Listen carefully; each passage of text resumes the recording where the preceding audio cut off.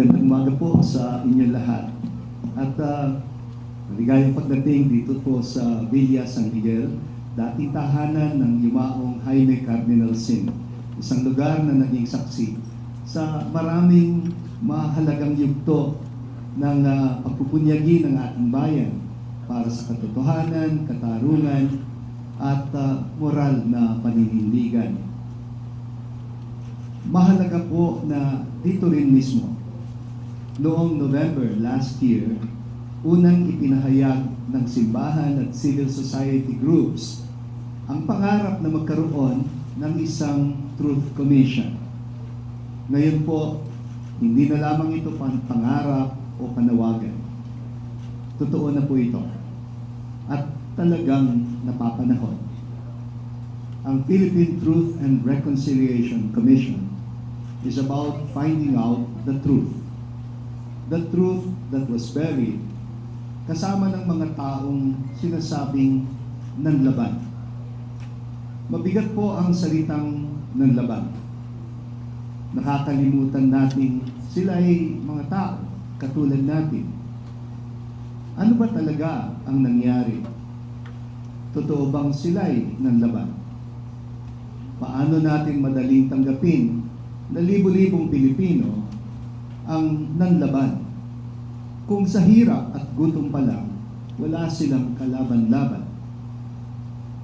Kaya po tayo nandito para tayo naman ang manlaban, pero sa mapayapang paraan, walang hawak ng baril.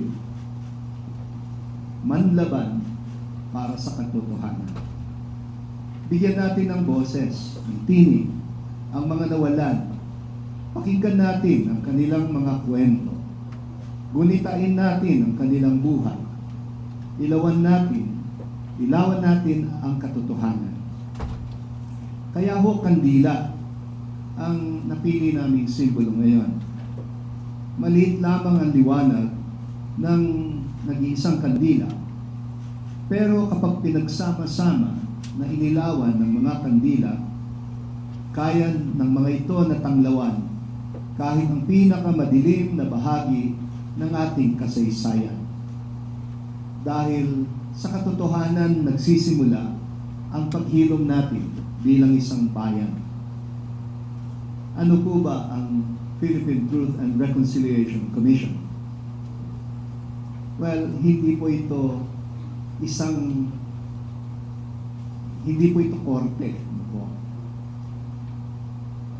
Ito po ay isang independent at civilian-led initiative ng simbahan, akademya, at civil society. Hindi po ito kapalit ng ICC o ng ating judicial system. Alam naman natin na mabilang mo sa daliri ang nakapagsampa ng kaso sa ating judiciary sa mga biktima o kaanak ng mga biktima. Ang korte ay naghahanap ng criminal liability. Ang Truth Commission naman ay naghahanap ng mas malalim na katotohanan. Pakikinig sa mga biktima, pamilya, survivors, at maging sa iba pang may kinalaman sa karahasang ito upang maunawaan kung ano ang nangyari, bakit ito nangyari, at paano natin mapipigilan na maulit ito. Hindi pa po tapos ang pagdurusa. Marami pa rin pamilya na naghahanap ng sagot, pagkilala at paghilom. Hanggat may sugat na patuloy na nagdurugo at hanggat hindi kinikilala ang mga sugat ng lungkot, trauma at pangungulila, hindi rin po tunay na makapaghihilom ang ating bayan. Bilang convener ng Truth Commission, nais ko ring ipakilala ang ating mga commissioners na magbibigay ng kanilang panahon, karanasan, at malasakit para sa misyong ito. Si Judge Raul Pangalangan dating hukom ng International Criminal Court ang magiging chair ng commission. Si Carlos Conde, mamamahayag at human rights researcher na matagal nang nagdodokumento ng mga paglabag sa mga karapatang pantao. Si Dr. Raquel Fortun, forensic pathologist na nagsusulong ng siyentipikong katotohanan at dignidad para sa mga yumao at kanilang mga pamilya. Si Dr. Al Fuertes, na may malawak na karanasan sa peace building, trauma healing, at pakikipagdialogo sa mga komunidad na nasugatan ng karahasan. At si Father Daniel Franklin o Father Danny Hilario CM, pari at theologian, na matagal nang kasama ng mga maralita at mga biktima ng karahasan. Hindi po madaling harapin ang madilim na bahagi ng ating kasaysayan. Ngunit mas mapanganib ang manahimik, matakot, at hayaang manaig ang paglimot at mga maling naratibo. Kaya ngayong umaga, magsisindi tayo ng kandila. Hindi lamang bilang simbolo, kundi bilang isang panata na sa gitna ng dilim, hindi natin hahayaang mamatay ang liwanag ng katotohanan. Na sa gitna ng paglimot, patuloy nating tatawagin ang pangalan ng mga biktima at kikilalanin ang kanilang dignidad bilang mga tao. At sa gitna ng takot, maninindigan tayo para sa katotohanan, para sa katarungan, at para sa pag-asa at kinabukasan ng ating bayan. Maraming salamat po. At ngayon, pinapakilala ko pong muli sa inyo, isa-isa, ang ating mga commissioners at pakinggan po natin ang kanilang pagtanggap sa atas o responsibilidad na ito. Ang una po nating ipapakilala ay isang taong kinikilala hindi lamang sa Pilipinas, kundi maging sa buong mundo dahil po sa kanyang integridad, talino at paninindigan para sa katarungan at karapatang pantao. Siya po ang dating Dean ng University of the Philippines College of Law at dating hukom ng International Criminal Justice sa The Hague. Lubos po nating pinagpapasalamat na tinanggap niya ang panawagang magsilbi bilang chair ng Truth Commission. Mga kasama, malugod po nating tanggapin o i-welcome si Judge Raul Pangalangan.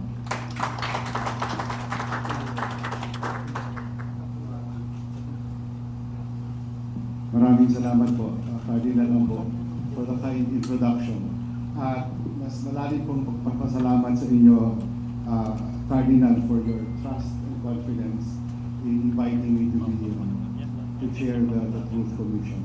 Alam niyo po, nung una po kaming nag-usap ni Cardinal tungkol dito sa commission na ito, na-realize ko yung mabigat na responsibilidad ng commission para sa akin at sa aking mga kapwa members of the commission. Dahil po, we are going through a very difficult stage in our history. And I think the starting point of the entire process is the truth. And that is the truth that has eluded us so far. Katulad po nung sinabi ni Cardinal, I'm a former judge of the ICC. Tapos na po yung aking stint as judge. Balik na po ako dito sa Pilipinas, balik na po ako sa UP. And in fact, I have recently assumed new duties also, Cardinal, as Dean of the Pamantasan ng Luzon ng Pasig College of Law. Number one, tulad po ng sinabi ni Cardinal, iba po ang mandato ng Truth Commission sa ICC. Katulad po ng sinabi ni Cardinal, sa ICC po, West po ako at yun po ay isang hukom, isang hukuman na the goal is to determine the truth or the innocence or guilt of the persons charged before the court. So there are crimes charged against specific people. Alam niyo na po yung listahan. At yun po yung responsibilidad ng dati pong husgan to determine their guilt or innocence. Sa amin po, kami mga miyembro ng Truth Commission, our goal is to hear the victims tell their story. To hear the victims tell us what happened to them, and to recognize their fundamental humanity and what they went through. And that is why I would like to emphasize, for the ICC, the end of the process is of course either the acquittal of the accused or the declaration of their guilt and eventually reparation for the victims. Para sa amin po, our goal is to establish the truth hand in hand with the victims. This is actually part of a global process. As I have explained earlier to colleagues, to friends, including in my lectures, ang bago pong approach is that yung dati po kasi yung mga biktima are just passive recipients of justice. Papakinggan lang sila pag meron silang testimony as about the crime. Pero the whole process is a game of lawyers and judges.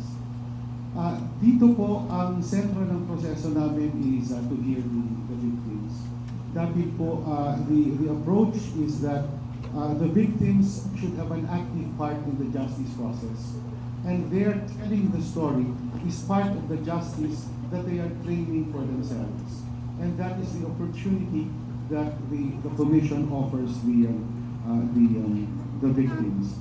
That is for them to tell their story before a commission, for their story to be recorded for history and to be shared with others, and of course operationally for the commission to record that their ordeal in our final report, which we will share with civil society, the public, with both local and the foreign authorities. I would like to close that point, Cardinal. Maraming salamat, Judge Raul Pangalan. Ang susunod po nating ipakikilala ay si Dr. Al Fuertes. Si Dr. Al Fuertes, isang profesor, ay may malawak na karanasan sa peace building, dialogue, conflict transformation, at psychosocial trauma healing. Mahalaga po ang kanyang ambag sa Truth Commission dahil tutulungan niya tayong gawing mas makatao, mas maingat, at healing-centered ang proseso ng pakikinig sa mga biktima at komunidad. Malugod po nating tanggapin si Dr. Al Fuertes.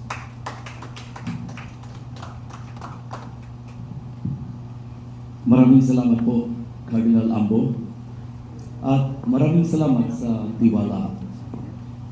Mapagpakumbaba ko pong tinatanggap ang responsibilidad na magsilbing Commissioner ng Truth Commission. Sa loob ng maraming taon, nagtrabaho po ako sa iba't ibang sulok ng daigdig. Even until now, na nakaranas ng digmaan, karahasan, which resulted to trauma, massive displacement, and the like. At sa lahat ng lugar na yun, isa ang aking natutunan, hindi matatahimik ang taong sugatan. Unhealed trauma is usually transferred, is usually transmitted. And I think this is part of the overall vision of the Truth and Reconciliation Commission, and that is to prevent the impact or the effects of what happened in the past from coming into transgenerational traumatization. Because if that happens, then the children and the children's children will continue to suffer. And so this is a very humble way to somehow put an end to the possibility of making it into a vicious cycle. So narito ang Truth Commission upang matulungan natin ang mga biktima at saka mga perpetrators sa proseso na maghilom ang kanilang mga sugat. This Truth and Reconciliation Commission is victim-centered. However, we also provide spaces for other actors, government, non-government actors, who may have been part of what happened in the past one way or another. Especially those who felt the need to tell their narratives, their lived experiences. And I think this is our way to also bring the truth out into the open, given the many perspectives, the many lived experiences of those who were part of the whole circumstance. I believe this Truth Commission is important, not only as a process in shedding light or for the truth to come out, but also, like what I have said earlier, in providing spaces to listen, to affirm people of what they have been through, and hopefully, in the process, heal. However they define it, whatever healing means to those who need it. But as we know as well, with what happened in the past, the country has actually been wounded. The country has also actually been fragmented. So we hope and pray that this Truth and Reconciliation Commission will somehow facilitate not just the healing of the families who are still grieving and are still searching for justice, however they define it, but also for the communities that also suffered and the country as a whole that's been affected by it. Ang mga biktima at survivor ay hindi lamang mga numero or statistics. Sila ay mga tao, may mga pamilya, may mga communities that have their own stories to tell as well. They are human beings with dignity, and most important of all, they are people who continue holding on to hope. So, bilang bahagi ng komisyon, nais ko makatulong upang maging makatao, trauma-informed, at healing-centered ang ating proseso. Isang prosesong may malasakit, paggalang, at tunay na pakikinig. Maraming salamat po at umaasa akong makasama kayong lahat sa napakahalagang misyon na ito. Cardinal, thank you very much. Maraming salamat, Dr. Al Fuertes. Kung di ako nagkakamali, Professor Al, na-involve ka din sa peace building sa Rwanda. Yes. Yes, between the Hutus and the Tutsis, no? Yeah. Napaka-marahas na episode ng kasaysayan noon ng bansang Rwanda.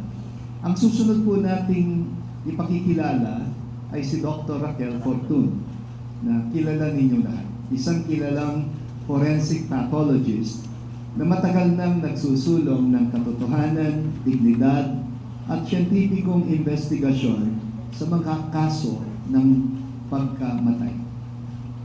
Mahalaga po ang kanyang ambag sa Truth Commission dahil pinapaalala niya sa atin na ang mga patay ay may karapatan pa rin sa katotohanan, sa dignidad at katarungan. Hindi natatapos ang karapatan ng tao sa kamatayan.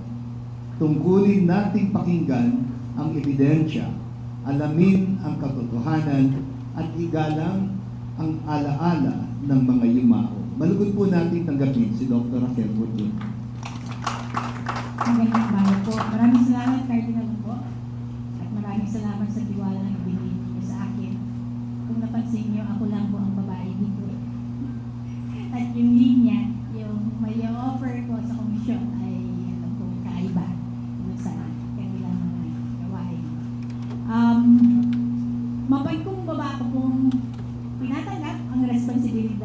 magsilbing commissioner ng Youth Commission.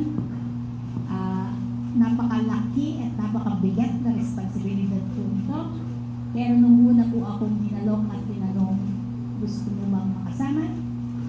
Of course, I said yes. Why? Ito po yung frustration ko, yung ginagawa ko, parang ako lang mag-isa. And with a commission, meron kang teammates, I'm looking for an easier time in terms of, asking for documents and so on. Mahirap po yun pagka mag-isa ka lang eh. Anyway, marami kami plano. Isa akong forensic pathologist na sa totoo lang ay yun na nga, pinagsasalita ang patay. Hindi naman hukot, kinamatay na sila ay wala na silang masasabi. Ginagamit ko ang agham, science, para dito, at yun na nga ang frustration ko sa Pilipinas kasi nga, mahina tayo. You actually need a system. I keep saying over and over again, kung tayo ay may tinatawag na death investigation system, hindi po sana nagtuloy-tuloy ito pagpatay. Right? So I'm looking forward to not just truth, reconciliation, and I'm hoping, crossing my fingers, reforms in the way we do these things. Kasi sa pamamagitan ng siyensya at ebidensya, mabibigyan natin ng linaw, dignidad at katotohanan ang mga pagkamatay na kadalasan nababalot ng takot, katahimikan o paglimot. Naniniwala po ako na ang mga yumao ay may karapatan pa rin sa katotohanan at pagkilala. Nakakaawa yung mga nai-examine ko na hindi man lang nabigyan ng proper examination, and at this point in time, hinahabol ko and kinakausap ko sila and sinasabi ko, we're trying, we're doing our best. Pati na rin yung mga pamilya nila, definitely may karapatang malaman ano ba ang nangyari sa kanilang mga mahal sa buhay. Ang problema sa Pilipinas, one-sided. Yung mga buhay na madalas ay sila yung hindi kagagawan. Yung version lang nila ang naririnig natin. And with physical evidence, the body is there, and other pieces of physical evidence na dapat ay pinag-aaralan, malalaman mo yung ano ba nangyari. We're after the truth. Kaya, sabi ko, bagay na bagay ako sa Truth Commission kasi ang forensic science naman talaga ay, ang habol namin ay katotohanan. Okay?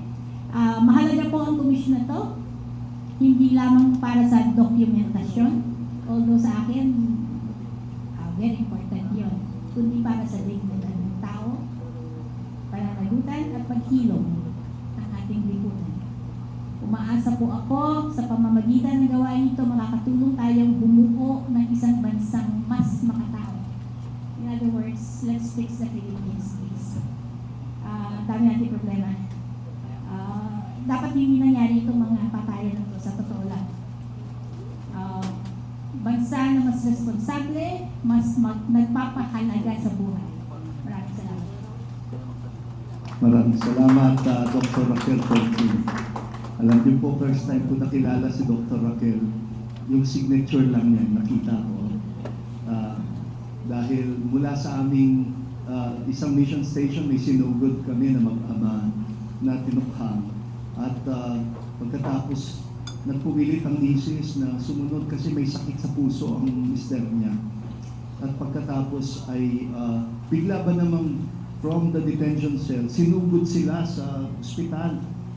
At nangingisay daw siya dahil may pinainom sa kanila. And it was Dr. Raquel Fortun who established kung anong pinainom sa kanila. That it was forced to ingest water laced with methamphetamine. Hindi kami magkakilala. The man just happened to be a member of our mission station community in the Diocese of Quezon. Now, ang susunod po nating pakikilala ay isang pari. Father Daniel Franklin Hilario, isang Vincentian priest, Pangulo ng Adamson University, member of the Academy, isang sociologist at theologian, pari, guro, at matagal nang kasama ng mga maralita. Siya po'y profesor, pero pag weekend, pastor. Nagmimisa sa mga slums, sa payatas, at doon niya nakilala ang mga kaanak ng mga biktima ng tukha. At so, matagal na siyang nakababat sa mga maralita kasi yun naman ang gawain ng mga disipulo ni Saint Vincent de Paul. Ang kanilang misyon, ang kanilang apostolate ay para sa mga sinasangtabi o mga maralita at mga nasa laylayan ng lipunan. Mahalaga po ang kanyang magiging ambag sa Truth Commission dahil dala niya ang malalim na karanasan sa pakikinig sa mga komunidad, pagtatanggol sa dignidad ng tao, at pagsusulong ng pananampalatayang nakaugat sa katarungan, sa malasakit at pag-asa. Malabot po natin tanggapin si Father Danny Hilaki. Maraming salamat, Cardinal Ambo. Noong tinawagan po ako ni Cardinal, nasa ibang bansa po ako, mula noon, kinabahan ako. Nagdasal talaga ako, pinag-isipan ko ang matindi at malalim na misyong ito. Pero sa araw na ito, tinatanggap ko ng buong puso ang misyon at tungkulin na ito. Bilang theologian, matagal na rin po akong nakikinig sa mga tao sa laylayan. Sa Lunes hanggang Biyernes, ako'y nagtuturo sa kung saan-saan. Pero Sabado at Linggo, wala naman pong klase. Ako ay nag-volunteer sa aming parokya sa Ina ng Lupang Pangako sa Payatas.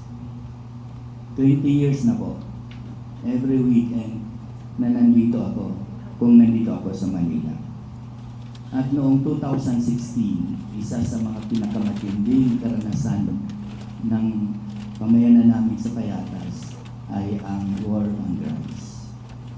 There was a time in November, December of 2016 that we were burying 8 to 10 young men, some single, others young fathers who were killed just like that. Ang role po ng simbahan ay makinig.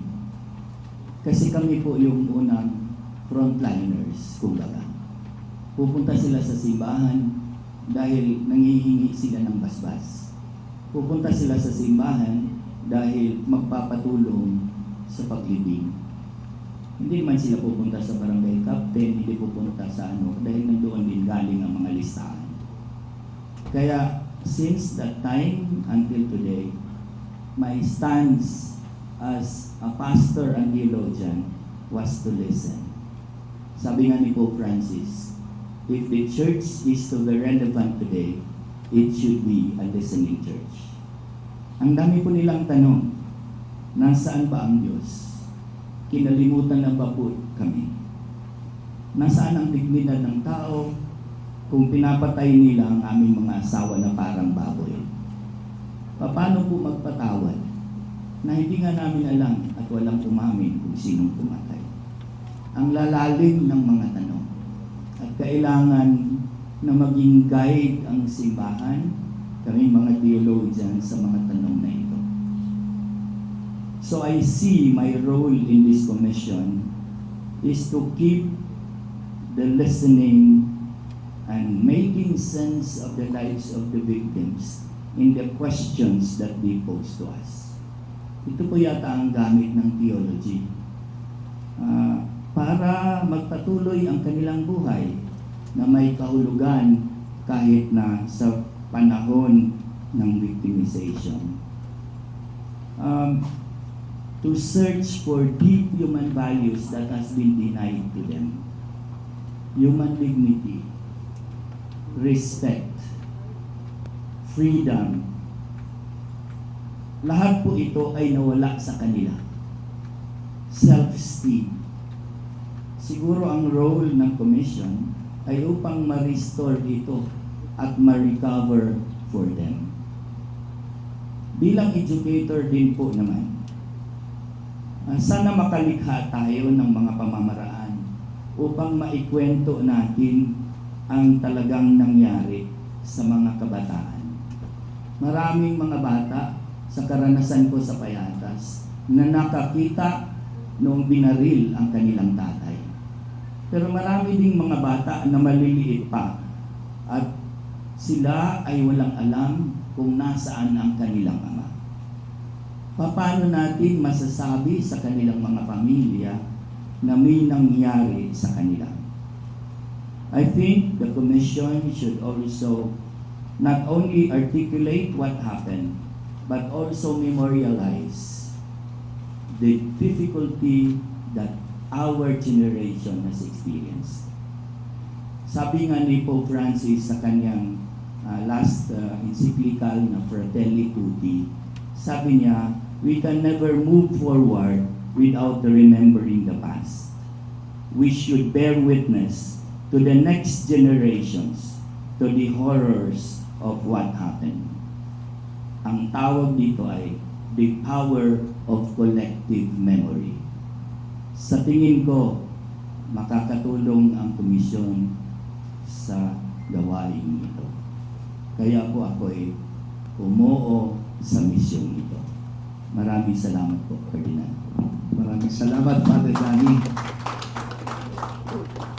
At ang susunod po nating ipakikilala, panlima sa ating mga commissioners, ay si Mr. Carlos or Caloy Conde, isang mamamahayag at human rights researcher na matagal ng journalist tungkol sa mga paglabag sa mga karapatang pantao at epekto ng karahasan sa ating mga komunidad.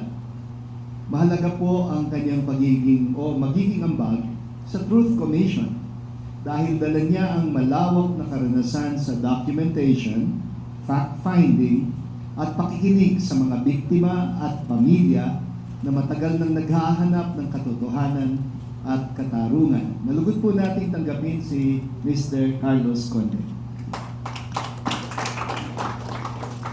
Maraming salamat, Cardinal Ambo, at maraming salamat sa lahat sa pagtanggap. Isa pong karangalan sa akin na maging miyembro ng komisyon na to at ipapaliwanag ko maya-maya kung bakit.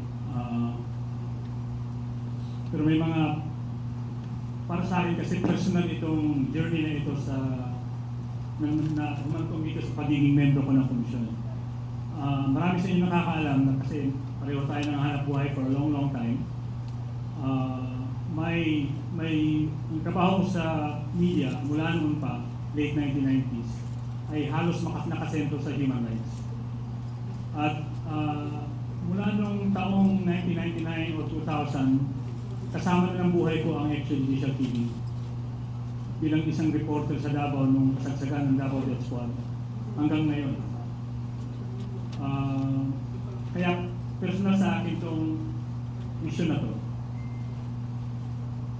Nung umalis ako sa media at naging Human Rights Watch researcher ng halos 14 na taon, puro rin extrajudicial killing ang nakatutok sa akin dahil nga naging presidente nga si Rodrigo Duterte. At sa mga panahon na yun, nabanggit kanina yung mga dokumentasyon na nagawa ko, ambag lang yun. Marami sa mga kasamahan natin sa media, marami sa mga human rights defenders, ang mas may mahalagang ambag sa pagdodokumento ng mga pag-violate ng human rights itong nakaraang ilang dekada.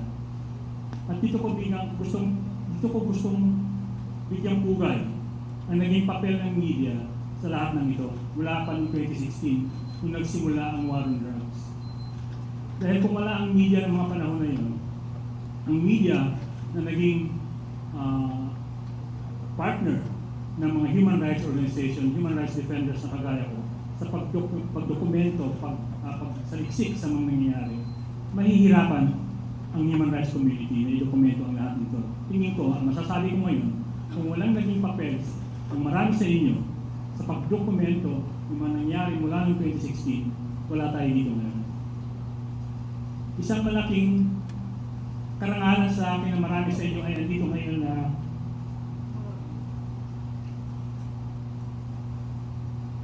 hanggang ngayon sugatan pa.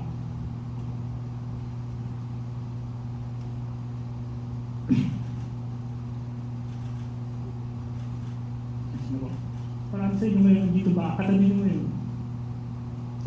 Kino-over ang cover na ito. Kaya talagang nalugmok sa lungkot.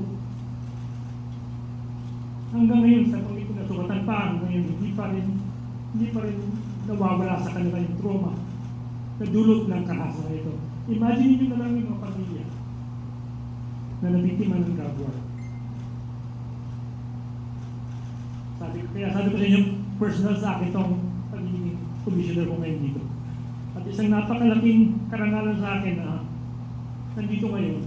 In fact, nung pinukulit ako ng mga taong simbahan, mga kasama ni Cardinal Ambo na lumahok dito, lagi ko sila binibiro, ano ba kayo, nag-retiro na ako wala na ako dyan.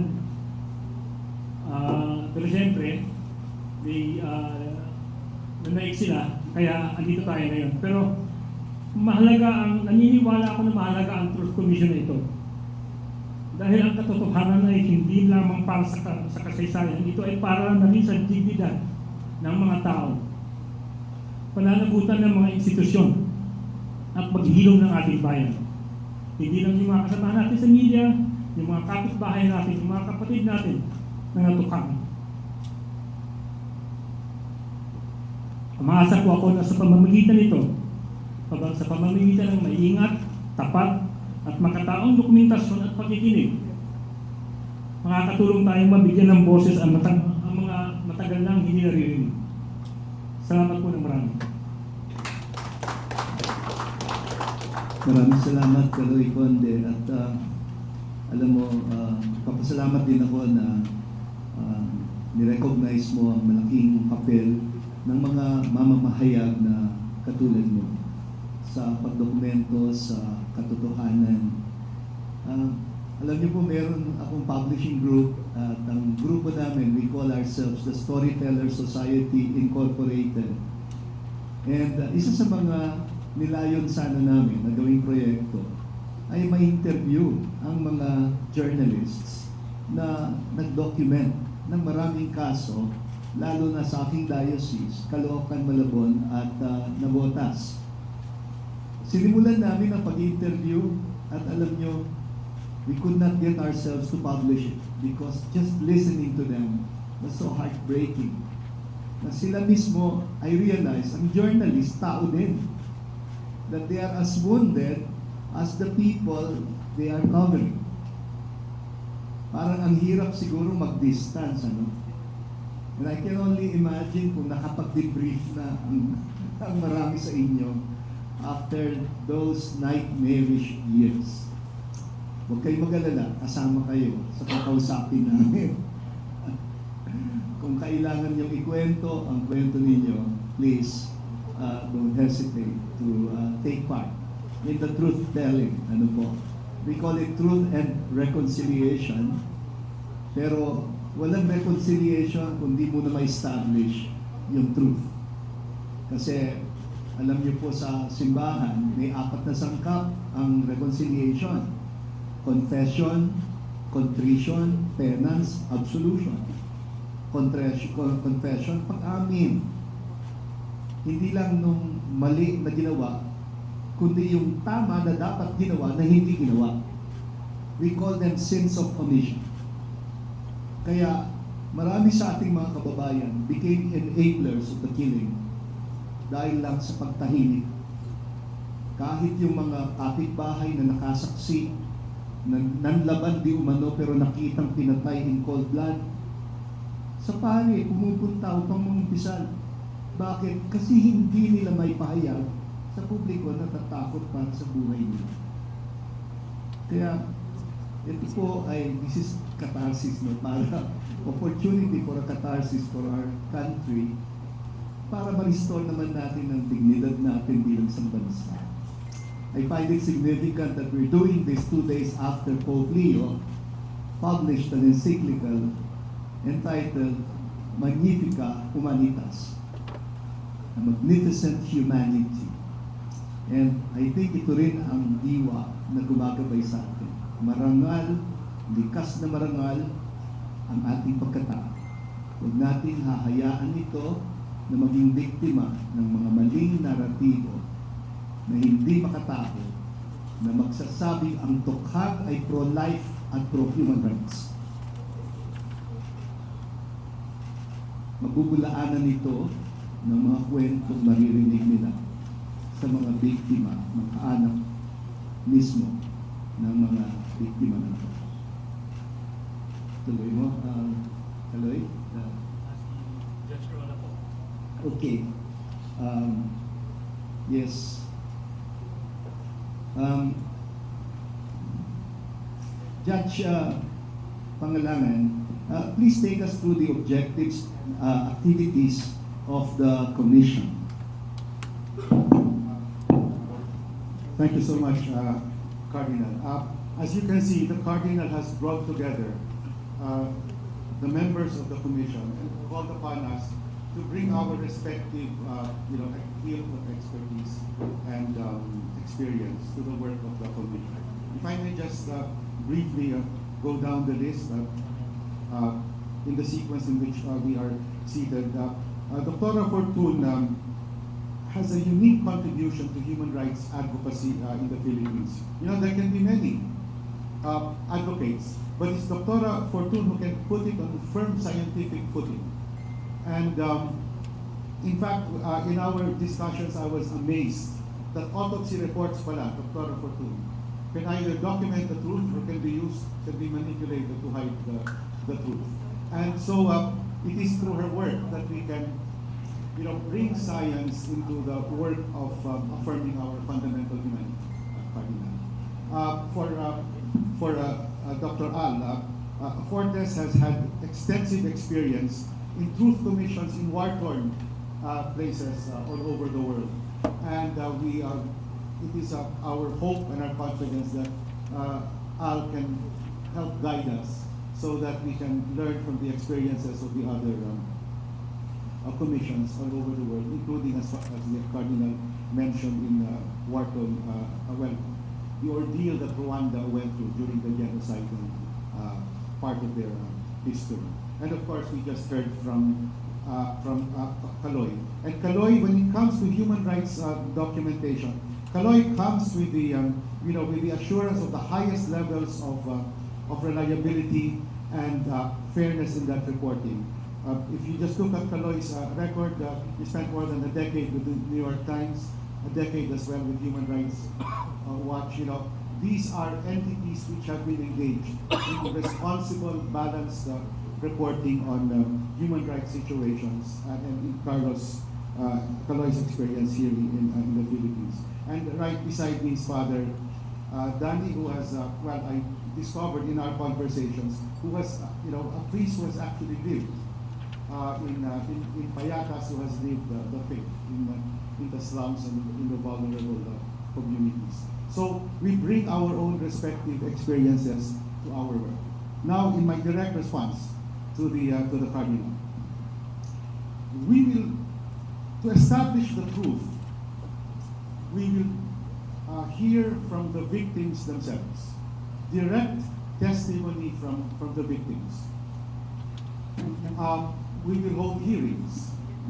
This will be public in character, and we hope you can be there to witness their testimony and share it with the public. In our experience at the ICC, we cannot hold hearings for each and every witness, each and every victim. These are mass atrocity crimes, dealing with thousands of victims. It will be a forever kind of thing if we have to hear everyone. So we will identify the witnesses who will testify before us. We will receive the truth, the stories of the other victims, of the other witnesses, if necessary in writing or through private conversations, depending on the condition of the victim, of the witness, their vulnerability, and also, of course, their fears for their own safety. So, yun po yung batayan ng truth na i-record namin sa commission. First-hand testimony from the people who were right there when it happened. So we will hear from victims, survivors, their affected families, the representatives of their communities. Well, it is our hope, and when the Cardinal spoke of reconciliation, that there are repentant members of our police forces who might wish to step forward. Well, of course, for the commissioners, we still have to figure out how we can hear them in a safe manner for them. But it is our hope that we can reach out more widely beyond the victims and the affected families, and involve also members of the police forces and government who took part in the so-called war on drugs. Okay, the output. We will have periodic reports. We will fully document the testimony of the witnesses and the victims. We will put them together. We will have periodic records of these reports. We will, in the end, come out with the report of the Truth Commission on what happened during the almost 1 decade of the war on drugs. We will. It is also our goal to identify the institutional weaknesses. Paano po ito nangyari? Because the historical record will show that these things happen because everybody looked the other way. It is almost a conspiracy of silence among government entities that enabled those who carried out the war on drugs to have their way and extract such an immense human toll on our people. So in the end, it is our hope that our report will help the victims heal, will help our society recover from the episode of the war on drugs, and of course ensure that it will not happen again. Maraming salamat, Judge. At ngayon po, dahil pakikiusapan ko po si Kaloy, dahil siya ay isang mamamahayag na siya mag-facilitate sa Q&A part with sa mga kapwa niya mamamahayag ngayon. So the floor is now open for your questions. You can address your questions to any one of us. So would you kindly moderate the Q&A portion, Kaloy? Thank you. Thank you so much, Cardinal. A couple of reminders lang. Be aware of which commissioner is involved in the questions that you ask and direct the question to him. It's not just be specific about who you want to answer the question. And also, you will be entitled to one question and then a follow-up, because given how many of us in the room, we try to be to make this manageable. But after this, you will have an opportunity to talk to the commissioners themselves and ask for more questions. So, okay, first question, Jairo from Raptor. Good morning po. Jairo from Rappler. Anyone po from the commission can answer po, but former Judge Pangalangan po. You mentioned po na the goal is to issue periodics para containing po the testimonies. May end goal din po ba tayo na gamitin to for possible case build-up, for practical uses po sa local prosecution? Because other actors, other human rights advocates are saying that there should be reverse complementarity in the Philippines. We have big actors in the ICC facing their cases, whereas in the local, wala po tayo masyado for the commanders, for the captains, etc., etc. So magagamit po ba ito for legal purposes po, for case build-up? Jairo. Well, Jairo, I'm impressed you have done your homework on reverse complementarity. Thank you very much. Well, Jairo, we will issue our report, and we will make sure that responsible government agencies will receive our report. If they find material in that testimony that can advance their own investigations, for me that will be a most welcome development. But we are a truth commission, and the prosecutorial function is of course governmental.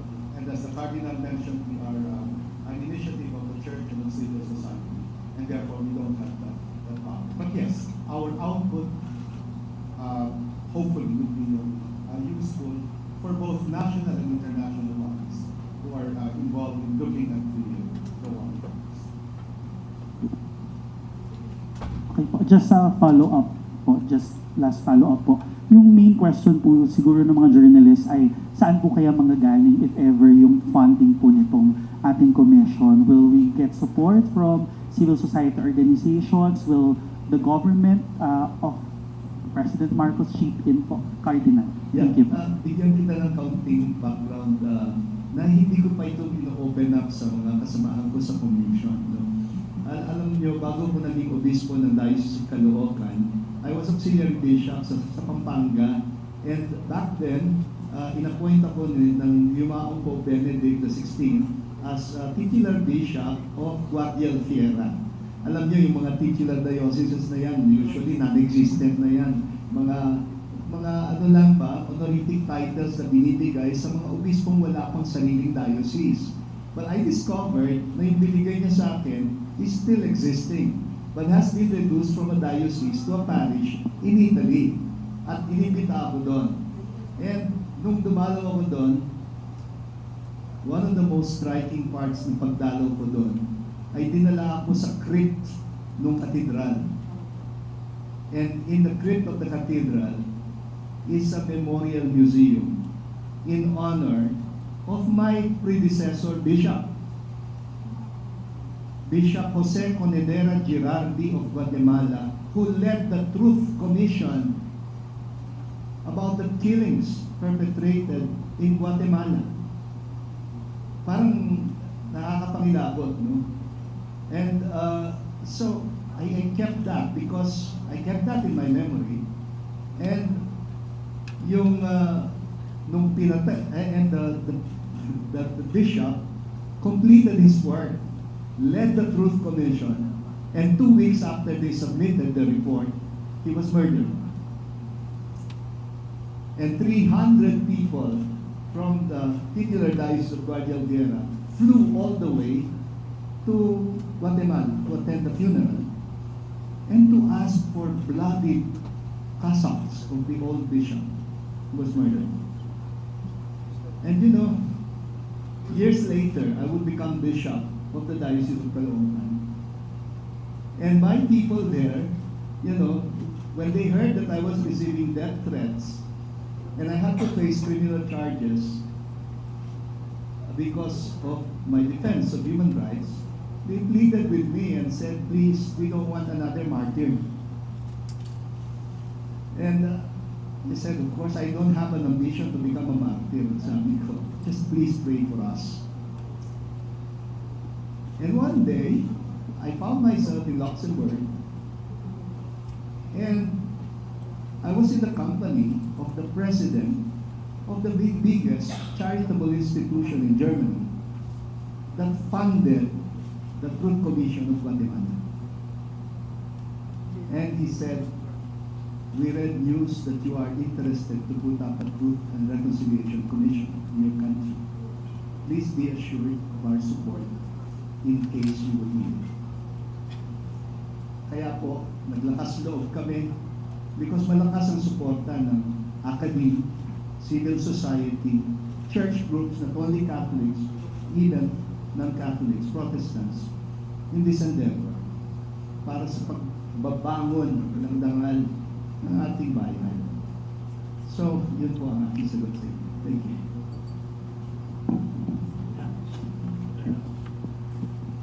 Hello, good morning. I'm Paterno S. Maquel from the Union of Catholic Asian News. My first question is addressed to Cardinal Ambo David and to other members of the commission who may want to answer. Reading your press release and listening to you, it seems that there is little to no space for the Duterte government officials to tell their own story. And just to anticipate criticisms that might be lodged against you, how can we say that this commission is after the truth when it seems to be one-sided? That's my first question, Cardinal Ambo. Yeah. Yeah, if you say truth, that it seems to be one-sided, syempre, we are on the side of victims. It's to be expected, no? Kasi sila yung dehado. Isa yan sa mga basic moral principles of the church. Yeah. I know that from the perspective of a judge, nakapiring ang katarungan, di ba? Lady judge is blindfolded. Now, the church is not blindfolded. We remove our blinders precisely because our preferential option is for the most disadvantaged in society. Alam natin na hindi patas ang ating lipunan. And I saw this sa isang kasong nangyari sa aking diocese, itong kinasuhan ng illegal gambling, na hindi naman talaga nag-illegal gambling. At it broke my heart when I asked him, ba't ka umamin? At ang sagot niya ay, may choice po ba kaming mahihirap? Sa tingin nila, wala silang kalaban-laban sa batas. And for me, may kwento lang nila, ang kanilang kwento, malaking bagay na yun. Yun lang. Kahit dun lang, malaking bagay na yun. Of course, welcome din magkwento ang iba na mayroong ibang pananaw tungkol sa mga pangyayari. But ang pagpatay ay pagpatay. I don't know kung saan sa batas ang nagsabi na ilista mo lang sa isang drug watch list ng tao, pwede na siyang patayin.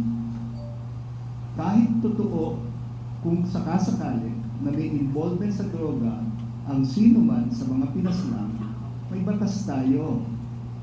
And kapag nangyari na isinantabi na natin ang batas at nag-shortcut na tayo at tinolerate natin ang impunity, that's the end of the rule of law. Hindi na tayo magiging isang bansang tunay na demokratik at marangal. Kaya this is also meant to rehabilitate our institutions na nasira ang credibility. I hope I answered your question. Okay, thank you. Just a quick, if I may add to that. I mean, this is not to say that the commission will close its eyes for years to those from the administration of Mr. Duterte who may want to tell their story. But we are not, at least as the Cardinal has said, we are more inclined to listen first to those who were victimized by the drug war. And in fact, one of the things that we intend to do is reach out to members of the police force, law enforcement agency, who may have, stories to tell as well, and who may wish to come forward and, tell us what they knew about the campaign. I mean, this is not some sort of an inquisition against the Dutertes. This is a fact-finding, truth-seeking commission. And we are, the central objective here, basically, is to bring dignity back to the victims of the drug war. And we will do that without jeopardizing the right, of course, of who may be perpetrator and who may feel aggrieved by all of these proceedings. Of course, they will be heard as well, but our priority are the victims, the survivors of the drug war. And if I may add, in the telling of stories or lived experiences, the Commission is also open to the possibility that some of the victims or survivors may actually request for a face-to-face meeting with the other. And that requires preparation as well. That's why part of the psychosocial intervention vis-a-vis trauma healing is the briefing. We have to hold briefings, not just to prepare them, but also to remind them of the possible scenarios, because healing means different things to different people. Some people, their healing may require them to confront the other. But the other may not be ready at that point. And so we cannot just bring them together, when one party or one of the actors involved is not ready. And so that is part of the ongoing process. We are also open to the possibility that the former perpetrator may actually request to also have a face-to-face meeting, with the people that hurt at one point. And so we will also find ways to address that in this commission. If they prefer to just tell their stories by themselves without the persons together, so be it. Actually, this is part of how the truth telling also becomes key, because we are not just after getting the stories per se, but how the stories are also being facilitated, how the stories are also being told, and that requires this setup as well. And so we will handle these stories and the different storytellers, on a case-to-case basis as a group, but we are open to this format as well if there is a need. My second question is Judge Pangalangan, you might. I want to add something. Well, I just want to add to what my colleagues have said. Of course, their responses pertain to the choice of the witnesses we will hear. But I think, Paterno, right? What we can assure you is that when we receive the evidence, we will evaluate the testimony, independently, mutually. It's not like we're inclined to believe only one side. We want to know what really happened, and if the testimony is not believable, we will not believe, we will not report it. But for us, the task is to be neutral judges of that of the truth or falsity of the testimony. My second question is addressed to Judge Pangalangan and to other members of the commission. A while ago, Cardinal David spoke much about your credentials as members of the commission. Now, I'd like to ask about Cardinal David. Why is it important for the commission to have Cardinal David in particular as advisor?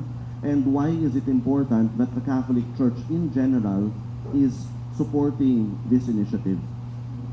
Judge Pangalangan and maybe other members of the... I'll take the first crack at the question, okay, and then look, the first case that moved forward was the case of Kian de los Santos. Do you think the case would have moved forward without witnesses? Do you think that case, the witnesses would have been available without the help that they got from the Archdiocese? I'm not familiar with this church terms. The Diocese of Caloocan. My point is, we can speak of cases, legal cases moving forward. But what we should also realize is that that case would not have moved forward without the facts. Facts derived from witnesses. And witnesses who have to be encouraged, who have to be emboldened to speak forward. And that wouldn't have been possible without the help of the church. And I can tell you this is not the first time that I'm working with witnesses who have been given sanctuary by the church. Let's face it, in the Philippines, there's nothing like the network of support available from the Catholic Church. The facilities are all over the country. At that time, we were looking for a safe place for some witnesses. And if you want to hide them, there's nothing like finding a network of seminaries where you can. Right. So it's that. For me, looking at it from a practical standpoint. But I'm pretty sure my colleagues in the Cardinal would like to have some deeper thoughts on that.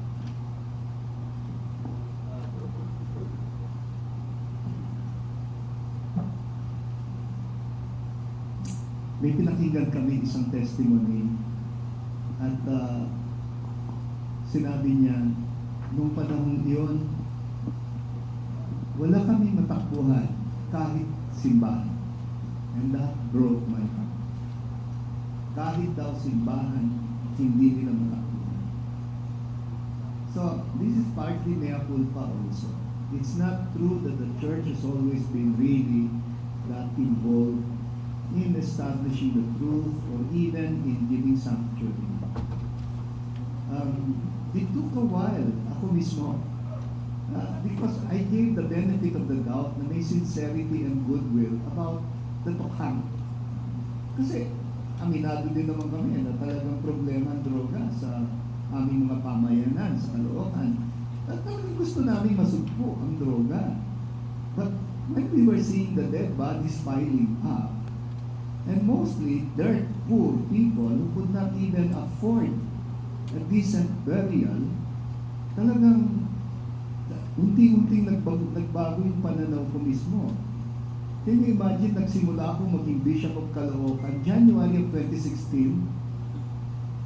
By June of 2016, nagsimula na ang tokhang. Binago lahat ng pastoral priorities namin bilang isang diocese. And you just listening to the stories, and I have very clear recollection of the time that we protected the witnesses to the killing of Kian de los Santos. By the way, kung gusto niyo dumalaw sa Diocese of Caloocan, sa tapat ng simbahan, mayroong isang memorial stone doon in memory ng mga pinaslang. Dahil kinonekta ko ito kay San Roque, pinatay si Kian de los Santos sa araw ng pista ng aming patron saint ng buong Diocese of Caloocan, San Roque. That was August 16. And ayun, ang mga malakas ang loob na nanindigan para sumaksi at magkwento ay mga bata. They were being dissuaded by their parents dahil takot na takot ang parents. But my gosh, itong mga bata, ang lalakas ng loob. Ang tawag kay Kian ay kuya. Eh mama, papa, nakita naman po talaga namin ginawa kay kuya. Pinatay po siya talaga, yung ganon, no? So, can you imagine, parang mga bata from the mouth of babes, from the mouth of children, no? Na hindi pa nababahiran ng takot at ng mga pangamba o bias, no? So, that became an inspiration for me. So, for me, the bigger scandal is if the church not have anything to do with this. Parang then, you will lose every respect for the church in terms of moral and spiritual leadership if we don't care about murder, about the violence that's being perpetrated in our society. We have to promote peace in our society. I am echoing the voice of peace of Pope Leo. Thank you. Siguro, before, just a quick context to that. I mean, we have to keep in mind that during the documentation of the drug war, there are at least four sectors who are key to all of this. One, of course, the media. Second, the NGOs, human rights defenders. Third, the families of the victims. And then the church. I mean, in all my years documenting the drug war from 2016, the church was always there. Iba-ibang denomination. Father Danny's program in Payatas was the first one na nakita namin. A lot of you here know about that. So, hindi rin ito sa Manila, even across the Philippines, the church, the parishes, they've always been kind of the, kung wala ang simbahan, may hirapan talaga. So, kaya tayo umabot sa punto na.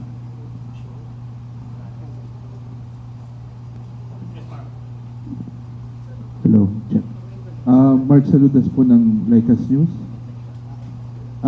Cardinal, magandang araw po.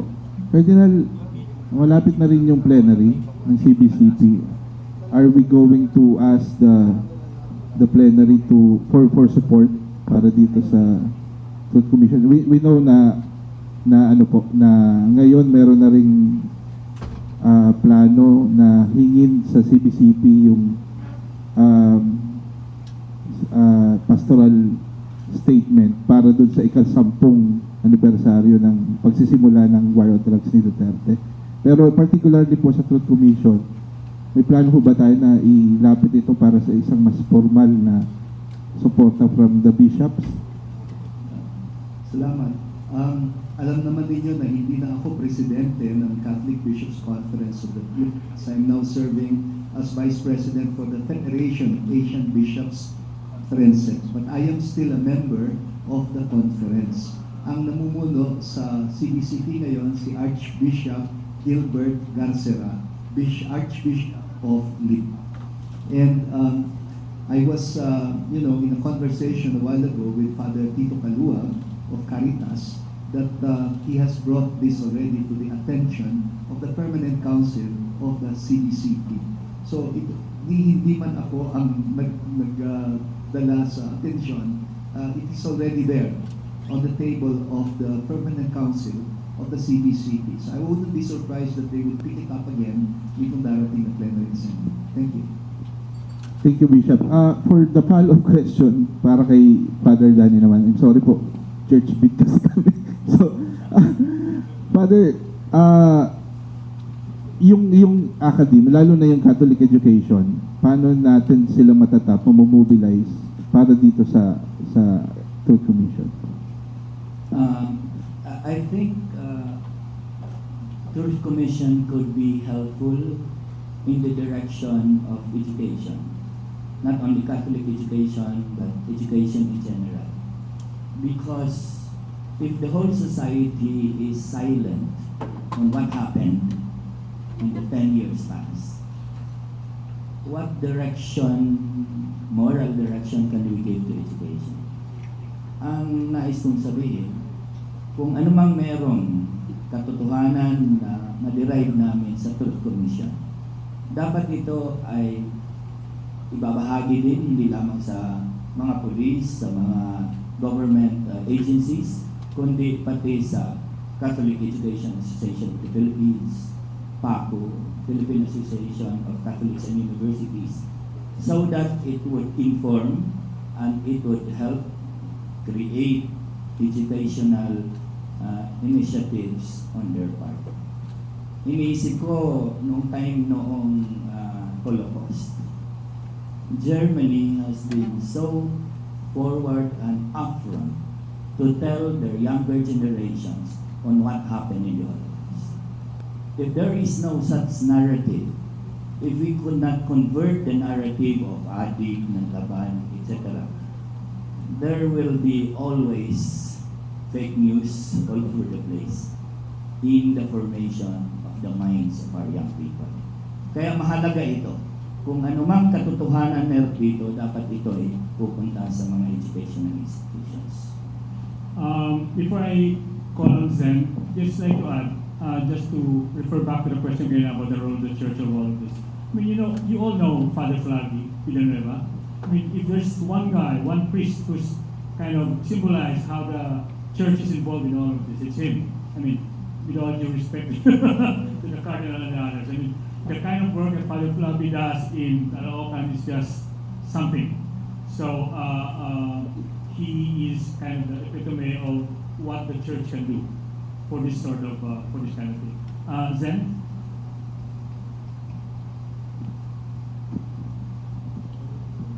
Good morning po. Zen Hernandez, ABS-CBN. So, of course, we all know that documentation had been the biggest hurdle in this situation, which is why there weren't a lot of cases. And if you're going to be successful in your mission, that would be a huge step forward. But we already have a case in the ICC, and whatever it is that you will uncover in the course of your work may be significant to that case.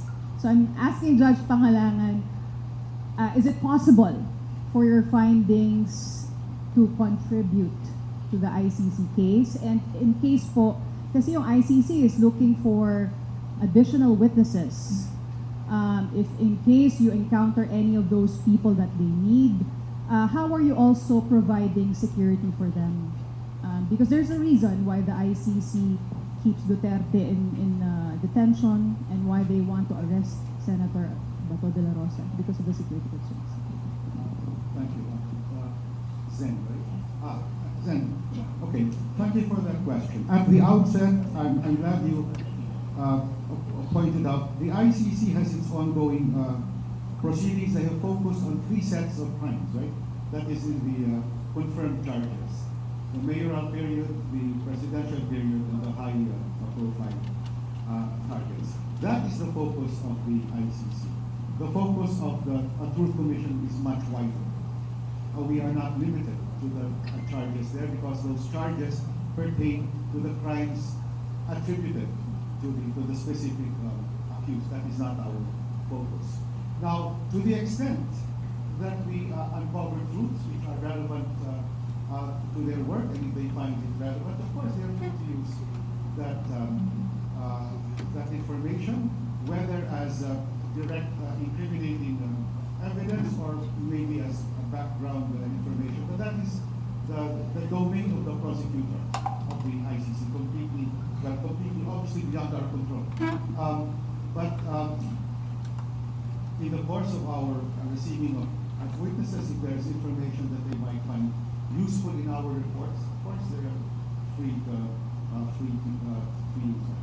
But again, I just want to make clear that this is a Truth Commission, not a prosecutorial body, and therefore completely separate from the ICC procedure. Yes, thank you for reminding me. Okay. The fact is, many of the victims and witnesses have been given care and sanctuary by the Catholic Church. So it's been ongoing. So it's not a plan, it's not a projection. They have received that protection over the years, and the Church will continue to give that protection and sanctuary for them. Of course, I acknowledge they are stepping forward and will make a public testimony. There will be additional, there will be new risks. But as I and my commissioners have confronted from the beginning, there are really risks in this, in this mission, and the best we can do actually is to take precautions. But beyond that, for me, I just want to emphasize that care and sanctuary has been given. They have enjoyed it. It has worked so far, and we hope it will remain. And just to add to the security stuff, I mean, rest assured that anybody who's going to come forward to the commission to testify or share their stories, we have security protocols in place. And we will not put the safety and the lives of these survivors in danger. We will make sure that they are protected. That's going to happen. I mean, we can't give you any more details other than that, but yeah, rest assured. And just to go back to the first part of your question on the documentation, and perhaps Dr. Fortune can chime in on this one. One of the challenges that we're facing here is that nobody really knows exactly how many have died. I mean, we have different figures. We say 30,000, the UN says 18,000, the government says 6,000, 7,000. So, isa yan sa mga challenge na haharapin ng Commission. And we are not going to promise you that at the end of the Commission's term, we will be able to say exactly how many have died. But that's going to be something that we will deal with. Dr. Fortune? Isa yun sa malaking frustration. Asan ang documentation? Everything. How it happened, where it happened, the examination of the body, the statements of the witnesses, and so on. And kaya even the simple count of victims, we cannot even produce. If this were a place with a medical examiner office, lahat ng namamatay violently, automatic yan. Hindi ko nandun. Dami mo na yung kaso nila. But this is the Philippines. I seen a handful, about 20 autopsies, and to date, 138 cases from Father Blawi and Shoni, and then another 8 from other people. So, ang konti-konti niyan. And that had been my fear before, and I have voiced it out. If anything happens to me, will this stop? Meaning the work I'm doing. Kung kanino ko binibilin, please don't let it stop. Tapos, anong mangyayari sa aking documentation? Can I not turn it over somewhere? And this is one way for it to be perpetuated. I believe. Ako lang yan, konting-konti. Remember, many of the dead, actually, na process ng police. So that means, somehow, meron din silang documentation. Merong doktor daw na pumirma ng death certificate. Anong meron? Yung iba na ina-action ko, nakikita ko, may signs na autopsy. Asa ng autopsy report? Hinihingi ko yan. Even the simple death certificate is very, very frustrating. Ang magpo-provide sa amin, like yung mga cases ni Father Blavi, yung family, ang meron lang sila first stage. Ang weird ng death certificate is Pilipinas na second stage. So itong doktor, lalagay niya sa harap, either blanco or sasabihin niya, for autopsy. Tapos split ko ganyan, holding my breath. Wala akong second stage. Ang habol sana, I don't know. I hope the commission can help me out here. Like, can we go to PSA? Isa-isahin natin itong mga kulang-kulang na death certificates ito. Makuha man lang natin yung both pages. But I tell you, even that is not very helpful kasi in the Philippines, hindi naman forensic pathologist yung tumitingin. Kaya sabihin lang nila, gunshot wounds to the head, gunshot wounds to the throat. It's not enough. I'm still waiting for, nag-request ako, nasa ng mga autopsy reports niya. And I'm sure you remember, I have seen some cases where tinawag ko silang autopsy kasi kunwari lang, hiniwan. Hindi naman sinilit. Kung makakuha ka man ng autopsy report, it's just one page. Tapos may konti sa likod. So, very, very frustrating. So, kaya sabi ko, baka sakaling with this commission, maayos natin, ma-access yung kailangan. Tapos isa pa, tandaan nyo, ang meron lang tayo na records, I believe, ay yung merong pamilya. In-identify, cleaning yung body.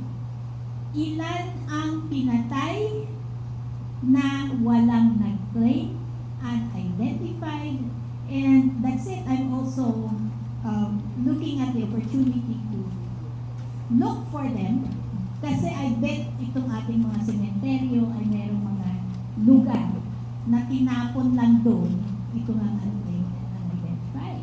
Can we not, please, assume? Can we not raise the standards of forensic science?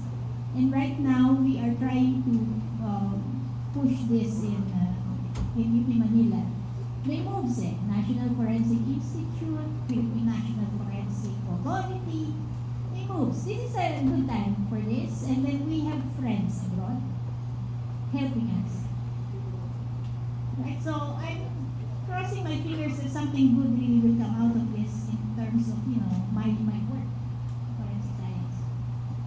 Yeah, Jim. Sir, good morning to anybody in the commission.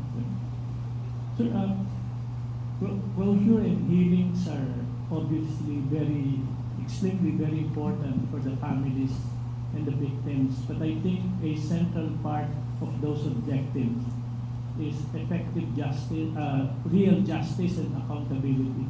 So my question is, will you design this fact-finding and documentation in such a way that these material recordings can be potentially used for the possible prosecution of law enforcers who, I think, thousands of walking assassins, if you may call it that, who were involved directly in the in these killings, the questionable killings? And is that a key objective of the commission?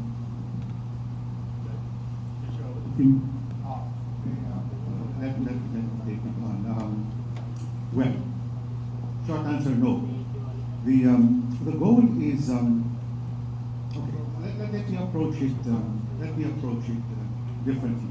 When you speak of justice as accountability, well, of course it is, but accountability meaning prosecuting the guilty, of course, is beyond the powers of a civil society initiative. We don't have prosecutorial power. We will have to rely upon the Philippine government for that, and of course, international entities like the ICC. But you see, you have to also understand that justice has many aspects, and accountability, prosecution, that is one that is given by other entities.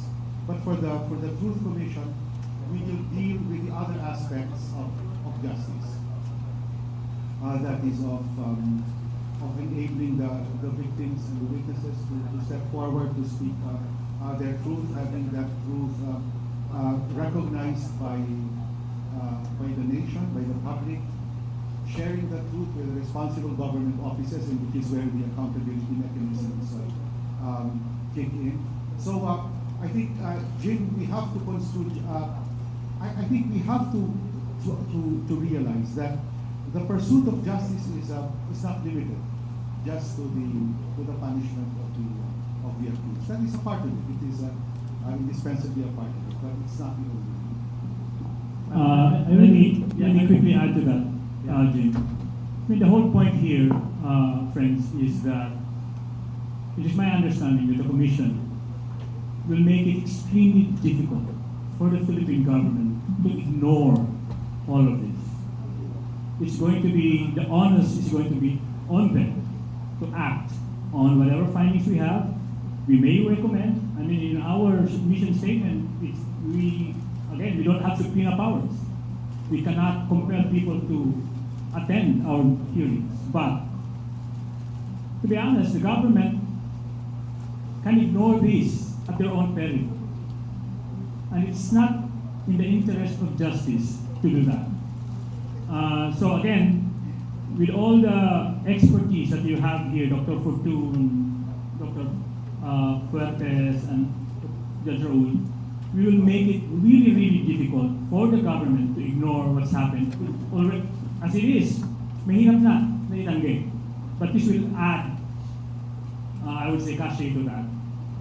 So, I think my question was is the commission open for any government agencies, DOJ, the PNP, to use the materials that you will produce for possible prosecution of who? Oh yeah, that's definitely one of those possibilities that we're very open to. I mean, the end here is justice. So if this compels the DOJ, the CHR, the NAPOLCO, we have this in the press release, to use our documentation for their own needs to prosecute, then we're happy na gagawin nila yun. My last question for Judge Pangalanan. Sir, it took an ICC to arrest and prosecute the Philippine president. I think that's a clear judgment on our judicial system. So my question is, what is your assessment of our judicial system now? Can it handle, perfect as it is, potentially thousands of prosecutorial cases of law enforcers? Because these law enforcers who actually pull the trigger are still around. They're still in positions of power. They're still everywhere in the country. And I know that the commission wants prosecution where it is needed. So can our judicial system now handle these potentially massive cases? Because you came from the ICC, you have a very good perspective. Okay, Jim. Have to be careful here. When we speak of the justice system, we're speaking of the entire, organization of government dealing with the prosecution of crimes. So it's not just the courts. It will be with the prosecutorial arm, which is in the executive branch. It deals with the various investigative arms. And in fact, as Dr. Apolun mentioned earlier, in fact, it is the witnesses in the investigative stage that is usually the starting point of the problem. So, dealing with the entire justice system, I think the facts are staring us in the face. Thus far, as my colleagues have stated, kaya nga kailangan ng Truth Commission, we don't even have an authoritative list of how many of the murders have been investigated, prosecuted, and how many trials have been concluded. Thus far, Jim, our sure record, are just 5 cases, and we are sure about them because these 5 cases, which involve, by the way, 7 victims, are those under the care of the Catholic Church. So we can confirm exactly what happened to their cases because these are the victims' families, and the witnesses that we dealt with directly through the church. So if the question is, we have all sorts of figures from NGOs, from journalistic reports. If you look at the ICC record, they go by a ballpark figure of 20 to 30,000. That is that is what is reflected in the documents before the pre-trial chamber. But if you have figures like in the thousands, and all you have are 5 cases, quite obviously, the justice system has not responded adequately to the crisis.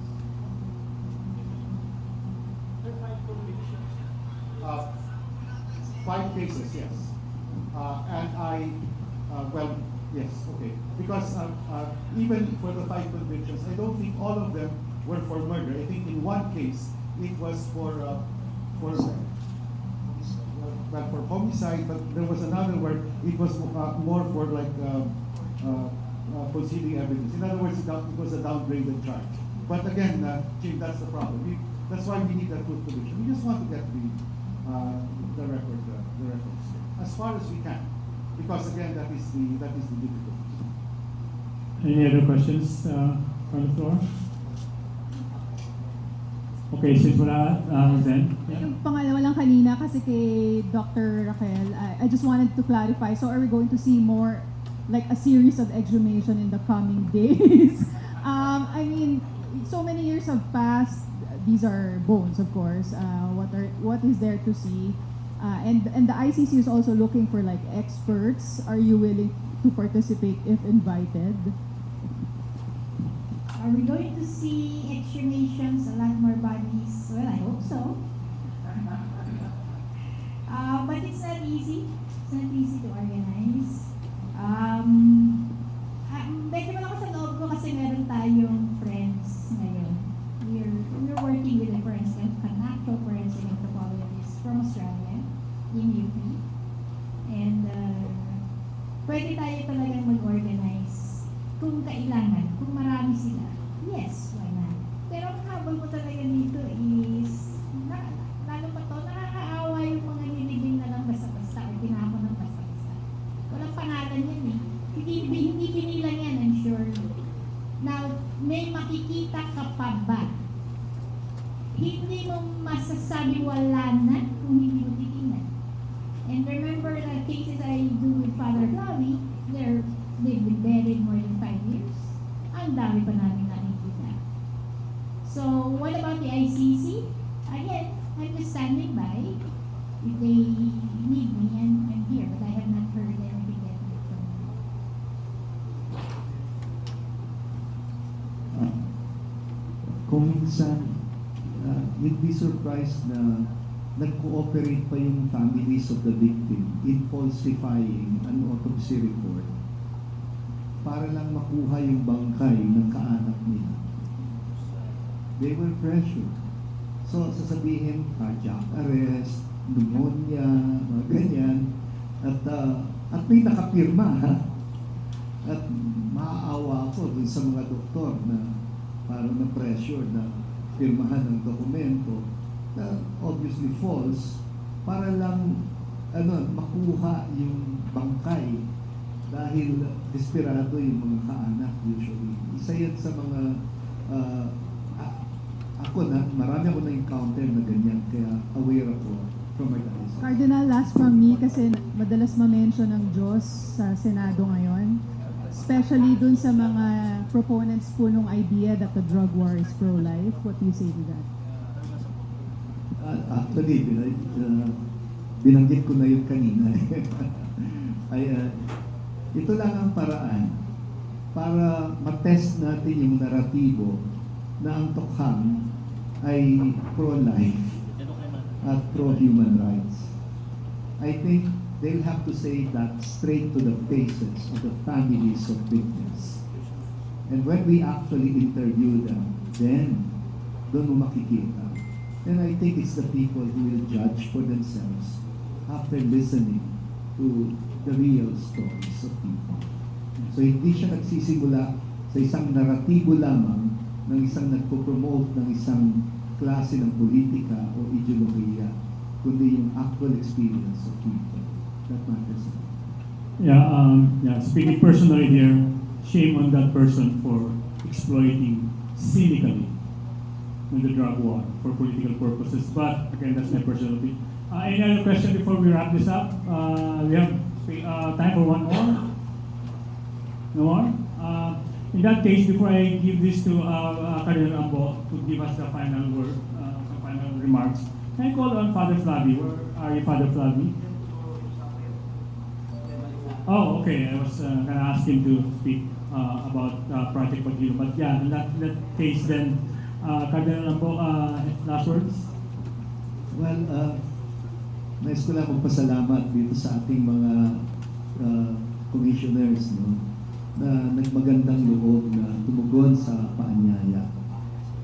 I wasn't very confident since the November last year. No? Actually, I was expecting na itatanong ninyo, why now? Ganun. Ang reaction ko ay, why only now actually? This long overdue. Alam niyo yung kasabihan, kung hindi ngayon, kailan pa? Ganun. No? So, ayun, I'm very happy that pinagtagpo-tagpo ng Panginoon itong iba't ibang mga tao na may mabuting kalooban na willing, no? And they will not be paid for this, by the way. No? Dahil ito ay pagkukusa, pagbubuluntaryo. No? So these are very committed people and very professional in their different fields of expertise. And I would like to appeal to the different institutions, academic institutions, civil society organizations, different movements, human rights groups to please help us out. No? Kailangan namin ang tulong ninyo, including journalists, media people who have been very much involved in documenting the thousands of cases of extrajudicial killings na bahagi ng bangungot ng ating lipunang Pilipino. At bahagi ito ng paghilom na hinahangad natin para sa ating bansa. Ultimately, what we aspire for is healing. Not only healing of individuals, but healing of institutions. Kasi na-damage din ang ating mga institusyon. Marami akong kakilala, mga pulis na dissenting pulis. Alam nila ang gawain nila. Alam nila ang batas. At alam nila na noong mga panahong iyon, parang kalakaran eh. That was, parang they had no choice. Ganon. Ang daming mga na-involved na mga tao against their conscience.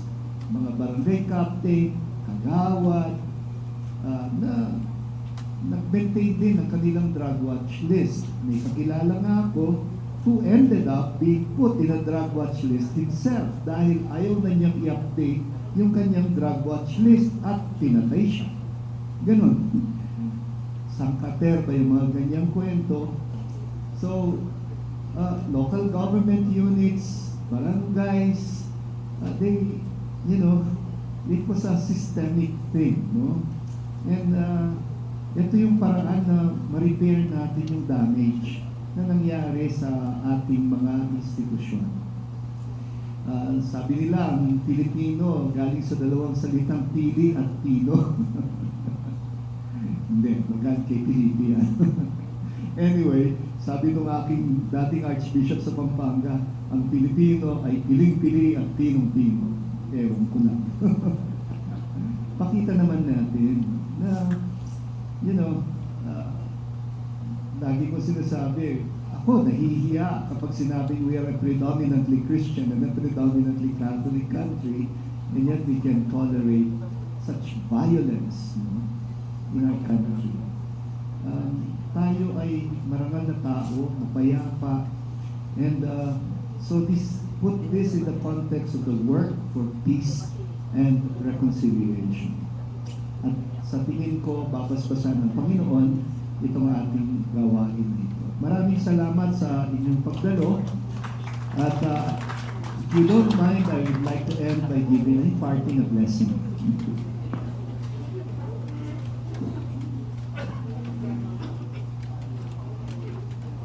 Oh yes, okay.